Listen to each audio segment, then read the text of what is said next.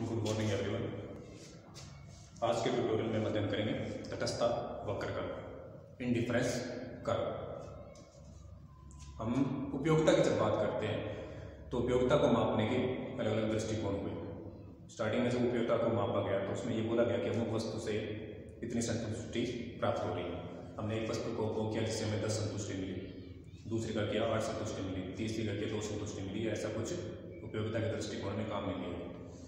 लेकिन कुछ अर्थशास्त्री ने धीरे धीरे ये बताया कि उपयोगिता को ऐसे मापा नहीं जा सकता कि आप कैसे बता सकते हैं कि अमुक वस्तु से आपको इतनी संतुष्टि मिली है। तो उस सिद्धांत की जगह एक नया सिद्धांत लाया गया उपयोगिता को मापने का। उसके अंदर उपभोक्ता की संतुष्टि को क्रम प्रदान किया गया कि हम ये जरूर बता सकते हैं कि अमुक वस्तु से हमें जो संतुष्टि मिली है वो दूसरी वस्तु की तुलना में ज़्यादा है या कम है या समान है। ये नहीं बता सकते कि पानी का एक गिलास पिया तो 5 संतुष्टि मिली, जूस का एक पिया तो 3 संतुष्टि मिली। ये तरीका गलत है। तो एक क्रम प्रदान किया गया, 2 वस्तुओं की तुलना की गई, उसके आधार पर एक सिद्धांत विकसित किया गया जिसको बोला गया तटस्थ वक्र सिद्धांत। ये सिद्धांत क्या कहता है कि उपभोक्ता को जब 2 वस्तुओं का वो कॉम्बिनेशन बना के चलता है और उनका उपभोग करता है तो जो तटस्थ वक्र होता है वो एक ऐसे संयोग को प्रदर्शित करता है कि उपभोक्ता को हर बिंदु के ऊपर क्या हो रही है, समान संतुष्टि प्राप्त हो रही है।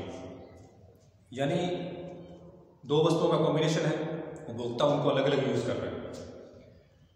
मान लीजिए हम कोई ए और बी 2 वस्तु लेते हैं, उपभोक्ता दोनों को यूज कर रहे हैं, ए की 5 क्वांटिटी और बी की 2 क्वांटिटी। अब वो उसको संतुष्टि मिल रही है, उसके सामने एक संतुष्टि प्राप्त हो रही है। अब वो जैसे ही एक कॉम्बिनेशन को चेंज करता है, यानी या तो ए को घटा देगा और बी को बढ़ा देगा, या बी को घटा देगा और ए को बढ़ा देगा। तो जब वो अलग कॉम्बिनेशन बनाता है, जैसे उसने कर लिया कि ए की उसने 4 कर ली और बी की 3 कर दी, ठीक है, उसने कॉम्बिनेशन चेंज कर लिया, अभी भी उसको संतुष्टि जो मिलेगी वो क्या मिलेगी, समान मिलेगी। यानी 2 वस्तुओं के ऐसे सहयोग जहां पर उपभोक्ता को समान संतुष्टि प्राप्त हो रही है वो क्या कहलाता है आपका, उपभोक्ता उसके प्रति क्या रहता है, तटस्थ। और जब इन समान बिंदुओं को प्रदर्शित करने वाली वक्र को हम बनाते हैं तो वो कहलाता है आपका तटस्थ वक्र। तटस्थ यानी उसके ऊपर फिर उपभोक्ता परिवर्तन नहीं करना चाहता। जब से संतुष्टि समान प्राप्त हो रही है तो वो किसी भी बिंदु पे क्या रहेगा, तटस्थ रहेगा। यही आपका क्या कहलाता है, तटस्थ वक्र या इंडिफरेंस कर्व। ये क्या कहता है कि 2 वस्तुओं के ऐसे संयोग को प्रदर्शित करता है जहां उपभोक्ता को क्या मिल रही है, समान संतुष्टि, यानी कॉम्बिनेशन ऑफ 2 गुड्स। और जो सेटिस्फेक्शन उसका है वो क्या है, सिमिलर। चाहे वो उन कॉम्बिनेशन को चेंज कर ले फिर भी उसको क्या मिलेगा, सेटिस्फेक्शन लेवल उसका क्या रहता है, समान रहता है। यानी 2 या 2 से अधिक वस्तुओं के ऐसा सहयोग जिसके उपभोक्ता को समान संतुष्टि मिलती है और उनके प्रति क्या रहता है, तटस्थ रहता है। कैसे विकास है इसका, उपयोगिता को क्या किया जा सकता है, मापा नहीं जा सकता, जबकि उसकी क्या की जा सकती है, तुलना की जा सकती है। कि आपको चाय से ज़्यादा संतुष्टि मिल रही है कॉफी से, ये आप बता सकते हैं, लेकिन चाय से आपको कितनी संतुष्टि मिलेगी या कॉफी से कितनी मिलेगी ये बताने में आप सक्षम नहीं हो। तो इसकी जगह से इसका विकास किया गया, तटस्थ वक्र सिद्धांत का विकास किया गया। तटस्थ वक्र क्या कहता है, समान प्राथमिकता क्रम दर्शाने वाली रेखाएं इंडिफरेंस कर्व कहलाती है। समान प्राथमिकता से क्या मतलब है कि किसी भी कॉम्बिनेशन के ऊपर दोनों का संयोग या संतुष्टि क्या है, आपकी बराबर रहती है। एक उदाहरण द्वारा आप इसको समझने का प्रयास करते हैं। जैसे कि आपके पास 2 गुड्स हैं, ए और बी। यहां हम इसके लेते हैं संतुष्टि या सेटिस्फेक्शन, ठीक। आप एक कॉम्बिनेशन लेके चलते हैं, आपकी आय क्या होती है, उपभोक्ता क्या निश्चित होती है। मान लीजिए आपकी इनकम क्या है, 100 रुपए।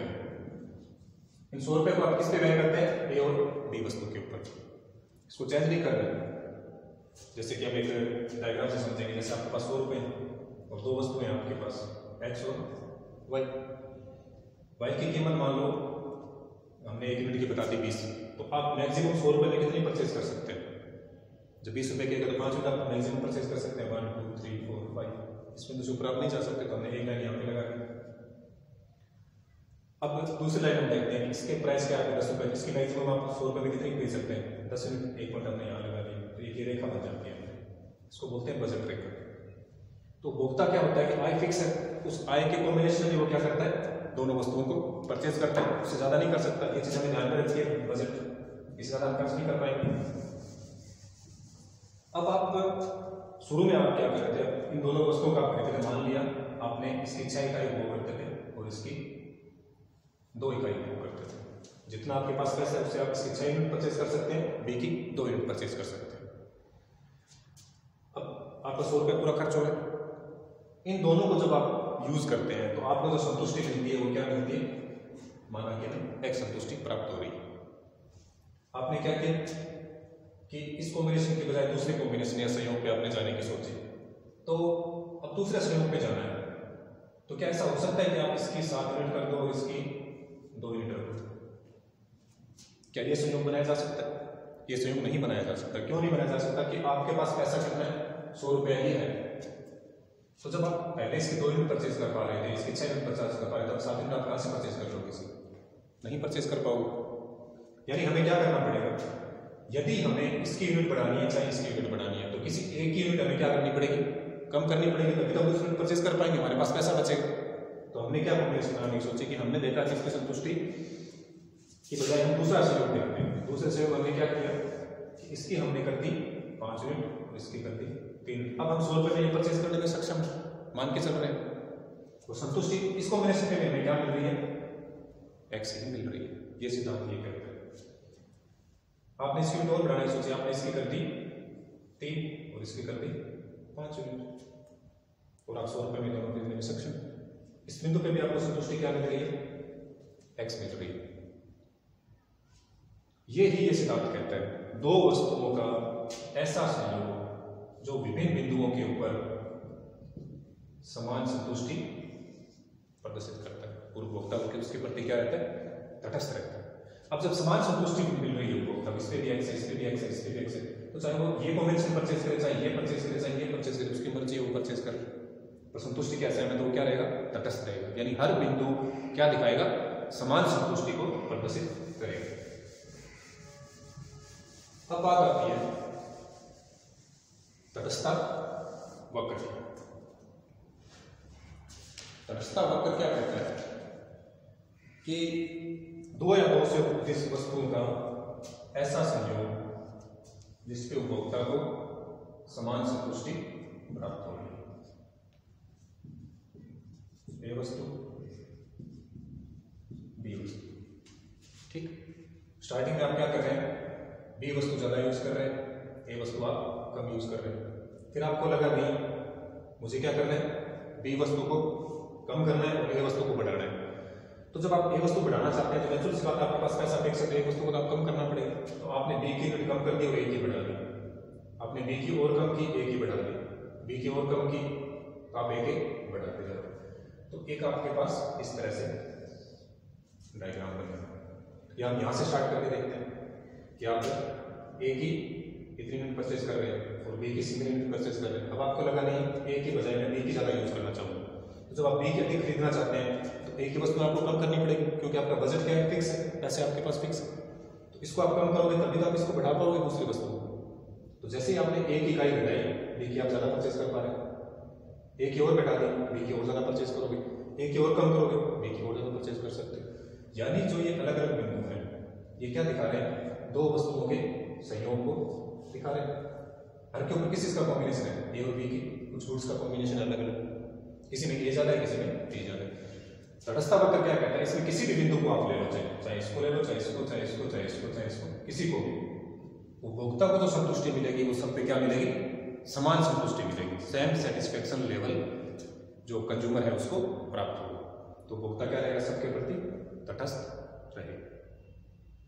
ये कहलाता है आपका तटस्थता वक्र। अब पूछ लिया जाता है कि तटस्थता मानचित्र किसे कहते हैं।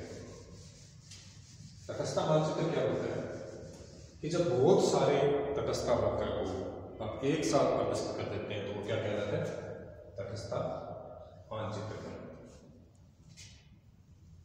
डिफरेंस करो, इसको मैंने नाम दे दिया आइसोसेलेस डिफरेंस फर्स्ट।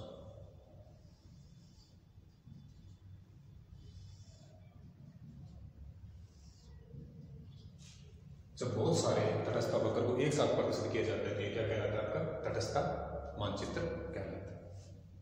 इसको बोलते हैं तटस्थता मानचित्र। बहुत सारे तटस्थता वक्रों को जब एक साथ प्रदर्शित किया जाता है तो वो तटस्थता मानचित्र कहलाता है। बहुत सारे तटस्थता वक्रों को एक साथ प्रदर्शित किया जाता है। अब बात आती है तटस्थ वक्र की विशेषताएं, प्राकृतिक गुण या विशेषताएं क्या होती है। तो तटस्थ वक्र की पहली विशेषता क्या है, ये क्या करता है, दो वस्तुओं के ऐसे संयोग को बताता है जिसकी हर बिंदु पे संतुष्टि क्या होती है, समान होती है। प्रत्येक बिंदु पर जितने भी बिंदु हमने लगाए तटस्थ वक्र पे, सब पे संतुष्टि लेवल क्या था, समान था, पहली बात। दूसरी, तटस्थ वक्र रेखाएं का ढाल ऊपर से नीचे दाईं ओर होता है। हमने अभी क्या देखा, तटस्थ वक्र ढाल क्या है, ऊपर से नीचे दाईं ओर। क्या ये हमेशा ऐसा ही होगा, क्या ऐसा क्यों होता है, एक सवाल दिमाग क्यों है, ऐसा क्यों होता है, ऐसा भी तो बना सकते हैं, ऐसा क्यों नहीं बनाएगा, हमेशा ढाल नीचे की ओर क्यों होता है, सवाल आना चाहिए ना दिमाग में, क्यों होता है ऐसा, खाली मैंने कह दिया उससे थोड़ी हो जाएगा। पहली बात, कोई भी संयोग है आपका इस बिंदु के ऊपर, इतनी वस्तु ये परचेज कर रहे हैं, ये परचेज कर रहे हैं, आपको क्या बताया, जब एक वस्तु का संयोग बढ़ाना है तो दूसरी वस्तु को हमें क्या करना पड़ेगा, कम करना ही पड़ेगा। यानी जब हम इस वस्तु को घटाएंगे तभी हम इस वस्तु को क्या करेंगे, बढ़ा पाएंगे। पहला कारण इसका ये हो गया। दूसरा, उपभोक्ता क्या होता है कि अलग अलग वस्तुओं का उपभोग करता है, दो वस्तुओं का कॉम्बिनेशन कर रहा है, उसका उपभोग कर रहा है। जब उसको बोला जाता है कि आप इस कॉम्बिनेशन को चेंज कीजिए या नए संतुष्टि के बिंदु पे जाइए, तो उसको किसी ना किसी चीज का त्याग करना पड़ता है। जब हम वस्तुओं का उपभोग कर रहे हैं, उसकी एक और इकाई का उपभोग करना चाहते हैं, तो उसके बदले हम जो त्याग करेंगे, क्या वो उसे ज्यादा करेंगे या कम करेंगे। याद कीजिए आप सीमांत उपयोगिता हास नियम, जैसे जैसे उपभोक्ता एक इकाई के उपभोग को बढ़ाएगा, उसे मिलने वाली संतुष्टि उसको क्या प्राप्त होती है, कम प्राप्त होती है। जब संतुष्टि कम प्राप्त हो रही है तो उसके बदले वो त्याग भी क्या करेगा, कम करेगा। यानी शुरू के अंदर अगर बात करें इस पॉइंट के ऊपर, दो वस्तुओं कॉम्बिनेशन, अब इसको इसकी घटानी है, इसको बढ़ानी है, क्योंकि इसकी इकाई अभी क्या उपभोग कर रहा है, कम उपभोग कर रहा है। अब जैसे इसकी इकाइयां बढ़ाएगा तो शुरू में से संतुष्टि ज्यादा मिलेगी, धीरे धीरे इससे संतुष्टि क्या मिलनी स्टार्ट हो जाएगी, कम। यानी स्टार्टिंग में तो ये ज्यादा छोड़ेगा, इसके थोड़े क्या है, और ये इसको बढ़ाएगा, लेकिन एक बिंदु के बाद जब इसकी इकाई इसको बढ़ाने के लिए बोला जाएगा तो ये इस चीज का त्याग क्या करेगा, कम करेगा। इसीलिए इसका दाग कैसे बनता है, शुरू में ऐसा बनता है, धीरे धीरे फिर ऐसा होने लगता है। ऐसा क्यों होने लगा, अब यहाँ पे आप देखो कि इसकी ये तो कम आ रहा है और ये क्या रह जा रहा है, यानी इसको पाने के लिए इसने त्याग क्या किया, कम किया। और अगर इस बिंदु की बात की जाए तो ये जो डिफरेंस आपका आ रहा है और ये ज़्यादा, यानी यहाँ पे त्याग क्या कर रहा है, तो जो एमआरएस होती है, मार्जिनल रेट ऑफ सब्स्टिट्यूशन, इसके कारण भी इसका ढाल क्या होता है, ऋणात्मक ढाल वाला ये होगा।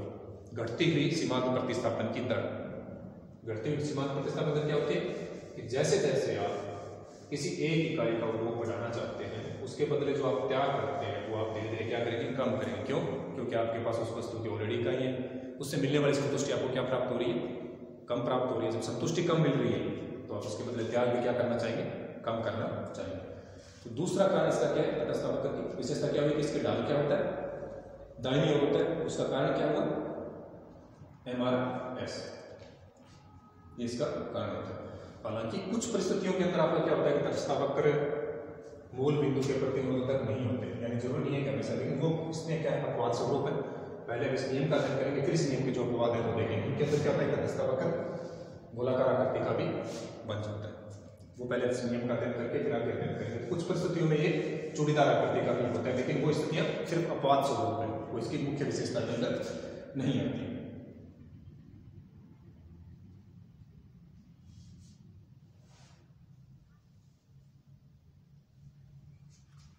अब कहते हैं तटस्थ वक्र की अगली विशेषता है कि एक ऊंचा तटस्थ वक्र अधिक संतुष्टि को प्रदर्शित करता है। अब अगर मैं कहूं कि इसमें सबसे ज्यादा संतुष्टि किसमें मिलेगी, तो IC थर्ड में मिलेगी, सबसे कम IC1 के ऊपर। क्यों, कोई भी बिंदु ले लो। अब इस बिंदु के ऊपर इसका जो कॉम्बिनेशन है और इस बिंदु पे जो कॉम्बिनेशन है और इस बिंदु पे जो कॉम्बिनेशन है, किस पे ज्यादा उपभोग हो रहा है, नेचुरल सी बात है, इसके ऊपर दोनों वस्तु ज्यादा मिल रही है उसको। हालांकि नए तटस्थ वक्र कब बनते हैं, जब आय बढ़ेगी तभी बनेगा, अदरवाइज बन ही नहीं पाएगा। लेकिन अगर साधारण रूप से पूछा जाए कि ऊंचा तटस्थ वक्र ज्यादा संतुष्टि को प्रदर्शित करता है या नीचा तटस्थ वक्र, तो ऊंचा तटस्थ वक्र होगा वो ज्यादा संतुष्टि को प्रदान करता है। तो मेन विशेषताएं क्या हुई तटस्थ वक्र की? दो या दो से अधिक वस्तुओं के संयोग को प्रदर्शित करता है, ऐसे संयोग को प्रदर्शित करता है जहां वस्तुओं को समान संतुष्टि मिलती है। मूल बिंदु के प्रति क्या होते हैं? ऊर्ध्वाधर होते हैं या ऋणात्मक ढाल वाले होते हैं। कभी कभी ये क्या हो सकते हैं? गोलाकार या चूड़ियाकृति के या आकृतियों के हो सकते हैं, जो सिर्फ अपवाद स्वरूप होते हैं। ऊंचा तटस्थ वक्र क्या करता है? ज्यादा संतुष्टि को प्रदर्शित करता है। अगले जो इसकी विशेषता है तटस्थ वक्र एक दूसरे को काटते नहीं है। कोई भी दो तटस्थ वक्र एक दूसरे को काटते नहीं। क्यों नहीं काटेंगे? हमने अभी एक विशेषता क्या देखी कि जो ऊंचा तटस्थ वक्र है वो ज्यादा संतुष्टि को प्रेजेंट करता है, यानी जो इंडिफरेंस कर्व ऊपर की साइड है वो ज्यादा सेटिस्फेक्शन को प्रेजेंट कर रहा है। तो जब उपभोक्ता इस पे जाएगा तो जब ये इसके नीचे आया तो इसकी मूल बात तो यही खत्म होगी। यानी अगर मैं इसको IC1 कहूँ और इसको IC2 कहूँ तो हमारा मूल सिद्धांत क्या था कि ऊंचा तटस्थ वक्र ज्यादा को प्रदर्शित करेगा, तो ये अपनी मूल सिद्धांत को खो देता है, तो कभी भी एक दूसरे को काट नहीं सकते। जब ये रेखा बने इसका क्या हो सकता है? इससे ज्यादा संतुष्टि उसे यही मिल रही है, तो नए तटस्थ वक्र पे जाएगा नहीं और नया तटस्थ वक्र बनेगा ही नहीं।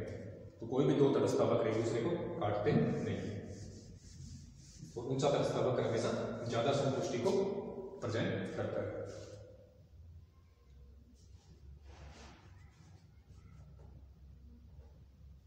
ये था आपका तटस्थ वक्र की विशेषता। नेक्स्ट हम आगे की क्लास में करेंगे। आज के लिए इतना ही। Thank you very much. Have a nice day.